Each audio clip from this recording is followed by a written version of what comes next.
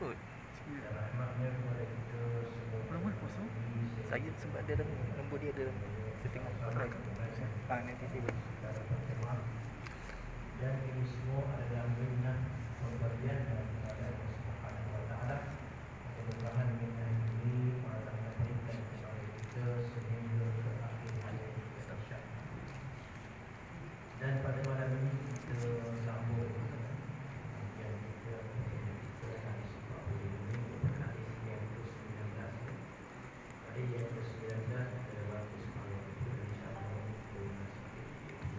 kita baca, yaitu Nabi Al-Abbasi Abdullah bin Abbas radhiyallahu anhu qala kuntu qariban Nabi sallallahu alaihi wasallam yawman wa qala ya ghulam inni u'allimuka kalimatin ihfazillah yahfazka ihfazillah tajidhu tujahaka idza sa'alta fas'alillah wa idza ista'anta fasta'in billah wa'lam anna al-ummata law ijtama'at 'ala an yanfa'uka bi shay'in lam yanfa'uka bi shay'in lan yanfa'uka illa bi shay'in qad katabahu Allahu laka wa in ijtama'u 'ala an yadurruka bi shay'in lam yadurruka illa bi shay'in qad katabahu Allahu 'alayka rufi'atil aqlam wa jaffat as-suhuf rawahu at-Tirmidzi wa qala hadithun hasanun sahih.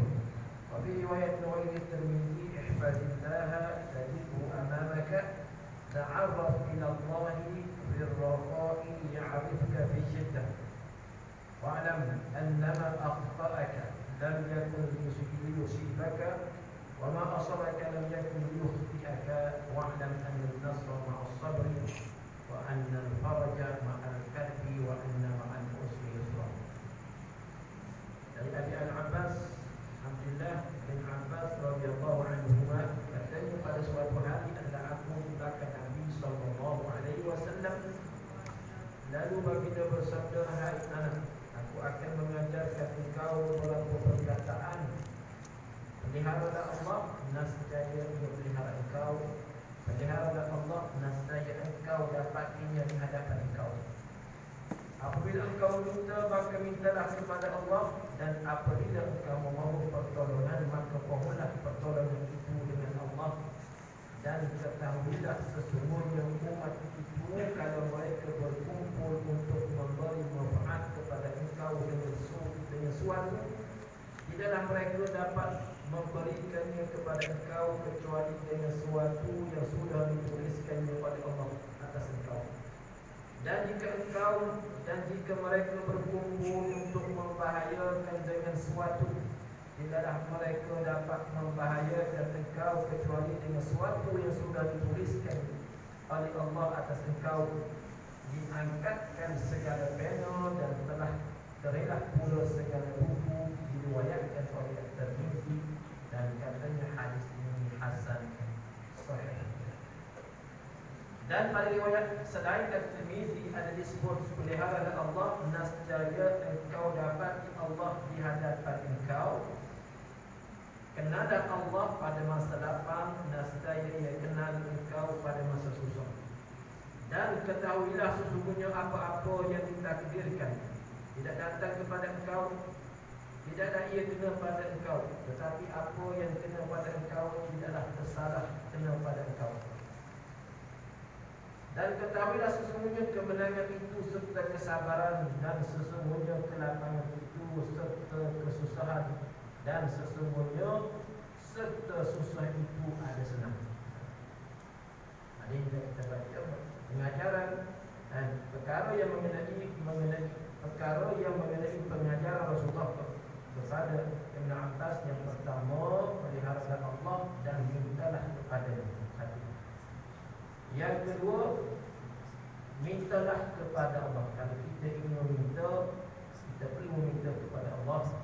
Yang ketiga, tidak ada orang yang dapat memberi manfaat dan mudarat melainkan Allah. Yang keempat, kenalah Allah pada masa lapang. Kita sambung kat sini. Dalam satu riwayat yang lain daripada Tirmizi, Rasulullah sallallahu alaihi wasallam meneruskan pengajaran kepada Ibn Abbas, iaitu pelihara Allah nescaya engkau dapatinya berada di hadapan engkau. Pelihara Allah maksudnya kita perlu menjaga hukum hakam, kewajipan yang diperintahkan oleh Allah, larangan yang dilarang oleh Allah Subhanahu wa taala. Kita kena jauhi larangan Allah, itu namanya dan kita jaga sebab Allah Subhanahu wa taala. Nanti saya tunjuk.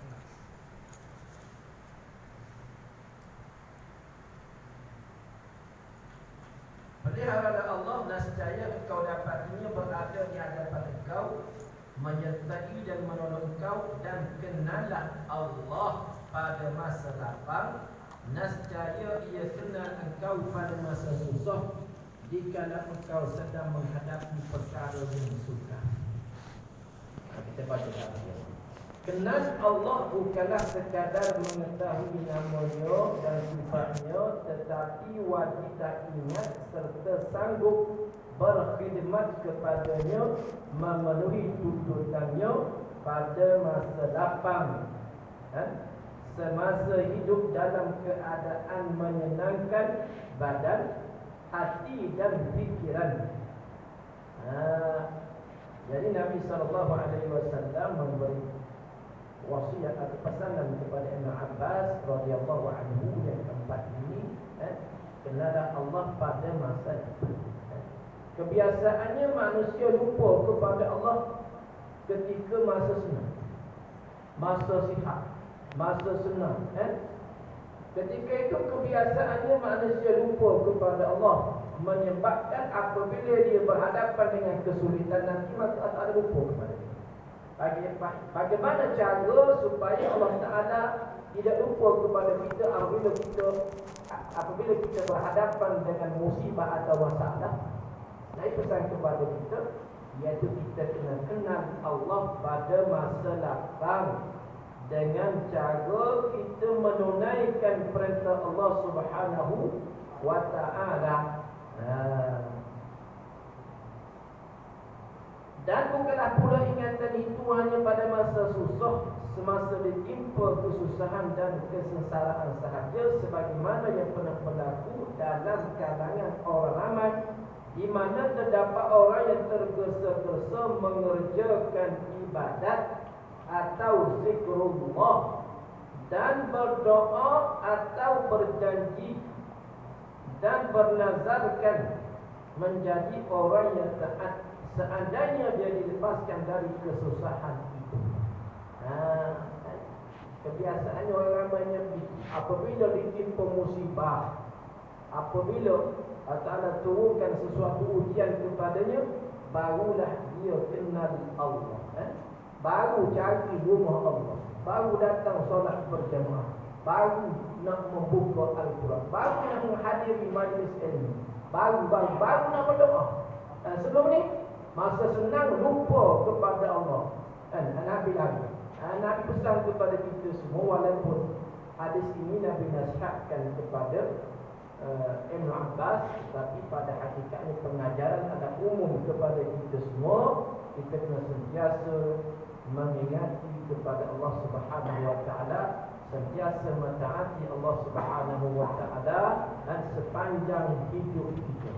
Kita kena sentiasa berdoa, bukan masa susah baru kita berdoa. Sekarang kena berdoa, masa senang kita kena berdoa. Ya Allah, ya Tuhan, tolong kekalkan nikmat yang telah Engkau berikan kepada aku sekarang ini. Dia minta. Dan dalam surah Fatihah sendiri Allah Ta'ala ajar kepada kita supaya kita minta kepada dalam surah Al-Fatihah ada doa kepada ihdinas siratal mustaqim. Ya Allah, tunjukilah aku ya Allah ke jalan yang lurus. Biar sentiasa kita mendapat bimbingan daripada Allah Subhanahu wa Ta'ala. Sekarang kita kena sentiasa berdoa kepada Allah, sebab kita berhajat kepada Allah 24 jam.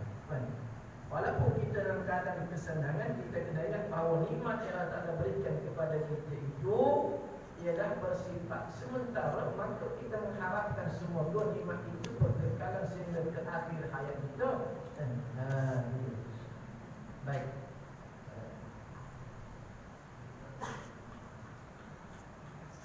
Ini bukanlah dinamakan orang yang kenal Allah menurut yang dikehendaki oleh Rasulullah. Kalau ditimpa musibah, baru nak beribadah kepada Allah, baru nak cari Allah, baru nak berdoa kepada Allah, maka kata Rasul sallallahu alaihi wasallam, bukanlah orang yang